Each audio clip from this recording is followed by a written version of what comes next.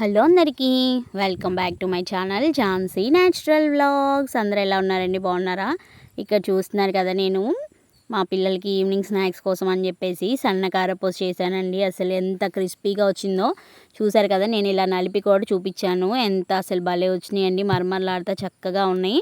And ఇంక ఇక్కడ చూసారు కదా, దీనికోసం నేనైతే శనగపిండి తీసుకున్నాను. 3 వంతులు శనగపిండికి 1 వంతు బియ్యపిండి వేసానండి. అంటే మీకు ఈజీగా అర్థం అవ్వాలంటే 3 కప్స్ శనగపిండి తీసుకుంటే దానికి 1 కప్పు బియ్యపిండి తీసుకున్నానండి.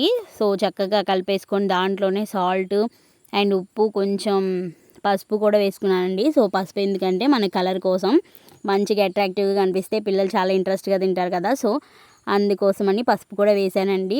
కలర్ఫుల్గా కనిపిస్తాయి మంచిగా. అండ్ ఇంకా దీంట్లో వాము కూడా వేసుకోవాలి. బాగా గ్రైండ్ చేసుకోవాలండి, చాలా సాఫ్ట్గా గ్రైండ్ చేసుకోవాలి వాముని. ఎందుకంటే మనం జంతికలు గొట్టంలో వేసినప్పుడు అవి దిగకుండా అడ్డుపడతా ఉంటాయి, వాము పలుకులు ఏమన్నా ఉంటాయి. సో అందుకని నీట్గా గ్రైండ్ చేసుకోవాలి. చూసారు కదా, ఇక్కడైతే నేను ఎలా కలుపుకున్నాను.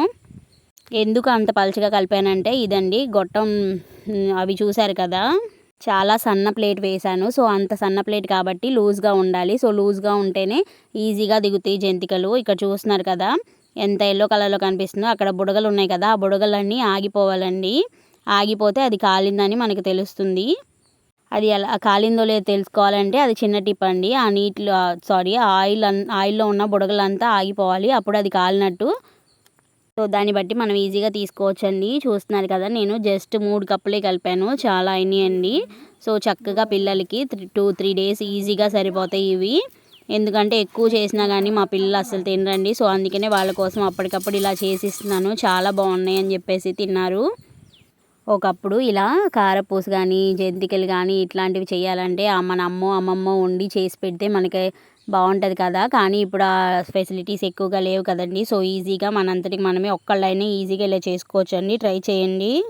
అండ్ ఇంకా మిగిలిపోయిన పిండితో పకోడీలు వేయడం ఎంతమందికి అలవాటు అనేది కామెంట్ చేయండి. మేమైతే చేసాము.